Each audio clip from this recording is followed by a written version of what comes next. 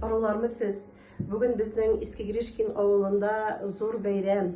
21 ноябрь Михаил Архангелны искә алу көне. Михаил Архангел фәрештәләр башлыгы. Ул усал төннәрне җиңүче. Бу көнне без әзерләнеп көтеп алабыз. Менә шушындый шишәләр пешерәбез.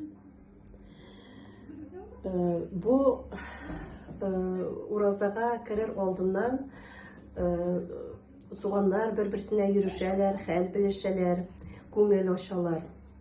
Аннан соң 28-ннән 6 январьга хәтле инде 7-се Раштуа уразада җыр биюләр туктатылып тора инде. Шишәле бәйрәме дип тә йөртәбез инде халык телендә. Өйдән өйгә әле менә шишәләчеләр йөриләр. Аларны җыеп җөрүчеләрне шишәләчеләр дип атала. Михаил Архангел усал төннәрне җиңүче буларак инде бүген әйтеп киткәнемчә искә алабыз бит. Өйдән өйгә зурлар да, балалар да йөриләр инде. Үзләрен танытмыйча киенеп, теге усал төннәргә ошап инде алар сөйләшмиләр дә, өйгә кереп кеше яшәмәгән өйләрнең тәрәзәләренә шакып китәләр.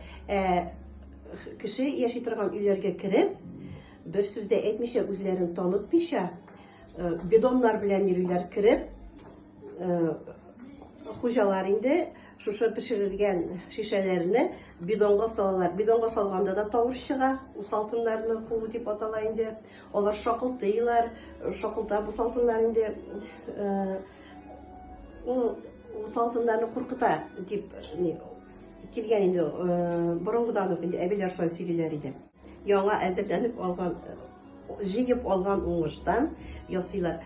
Каты гына чыга бит инде бидонга салганда тавыш чыгарыр өчен. Шуның өчен әллә нәрсәләр дә салынмый. Туз, бер чиметем әз генә песок инде шикәр комы, әз генә бер чиметем генә сода, май, теге вакытта инде эреткән майлар саладыр, хәзер әз генә инде сыек май салып, шуны духовкада шушындай кисеп, төрлечә инде шушындайрак формада духовкада пешереп алабыз. Ул менә шулай кедердәп тора торган шишәләр килеп чыга инде.